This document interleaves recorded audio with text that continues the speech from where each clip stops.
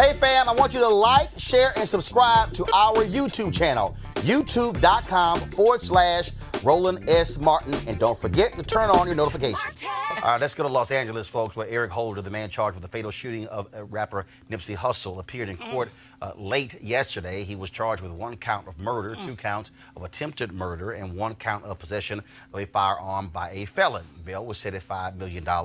He is represented by Chris Darden, one of the key prosecutors in the OJ Simpson murder trial back in 1995. Barbara, lots of people are trashing Christopher Darden, but let's just be perfectly clear. And I know how people feel about this case, but the reality is, we know because of our history, every person deserves a lawyer. Whether we think somebody is guilty or not, they deserve a lawyer. You've got black folks at Harvard right now going after this black professor because he's on the Harvey Weinstein legal team. Okay, this is what look. Lawyers don't just represent people who we like. Lawyers have a different role in this society. Well, you know, it's an interesting one because, in my opinion, as a lawyer, as someone who's been practicing for decades, I would say the most important thing about being a lawyer is obviously representing your clients, but you have to be really thoughtful about who you represent. Because sometimes it's about the money, and it's not about the cause. And sometimes it's about people doing things that they think will get them publicity, fame, etc. But beyond the cause, Barbara. It doesn't have to be him. But beyond the cause. Yes. There still is a constitution. Well, there's still a constitution and an obligation. But here's the deal, Barbara. But hold on. But Barbara, if you got in trouble and you had to hire a lawyer, I have. Damn it, you want right. And guess what? And if somebody said, "How dare you represent Barbara?" You like, "Shut up, I hired you." I'm just saying, Eugene. The thing is this. There's a constitutional right. There's a moral right. One of the things that makes our system more beautiful than most of the others in the world is that everyone has a right to an adequate defense. When you're up against the state, you have a right to the best defense that you can afford or can be provided to you. And that's something that's available to the best of these and the worst of these. Because sometimes what can be appeared, not in this case, but can be appeared to be the worst of these can actually be the best of these. But it's a moral thing. It's a constitutional right. It's a moral right. I think, cases like this, you do have lawyers jump up to do a pro bono for the publicity or whatnot. But at the end of the day, are they getting quality? I'm not representing. But The Ku Klux Klan. No. But you know what? But hold on. At the end of the day. But wait a minute. Hold up. Okay, Barbara said I'm not representing the Klan. Let me tell you what happened. Right. Hold up. When I was an intern reporter with the Houston Defender, this is in 1990. This is in 1990. There was an African-American lawyer who represented the KKK in Galveston, Texas. Yes. Why? Because he was a lawyer. He was a lawyer with the ACLU. And what happened was they were trying to go after the membership roll. And this brother, he said, "Let me remind everyone." Alabama, with Supreme Court case, Alabama went after the NAACP and their membership rolls. Right. And he said, there are cases and there are people who others may not like me representing. He said, but I am representing this case not because he's a grand wizard with the KKK. He said, because if they come after him today, they could come after a black group tomorrow. Well, and that was the first. Hold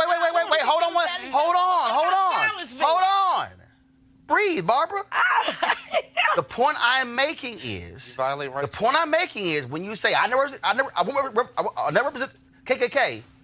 What this guy was saying is I have to look at this beyond the KKK and understand how, Teresa, they could go after other organizations, and that's just one of those things that people have to understand about the law. And so causes are different than the Constitution. Moral, what's legal, whatever decisions you make, and yes, there are people who make decisions because of money and publicity, but there are people who say the law is the law. Teresa, and then Barbara will let you comment. Yes, thank you. Just one comment: equal representation under the law. I mean, so as long as it's equal, and it's quality representation, then yes. And to each his own.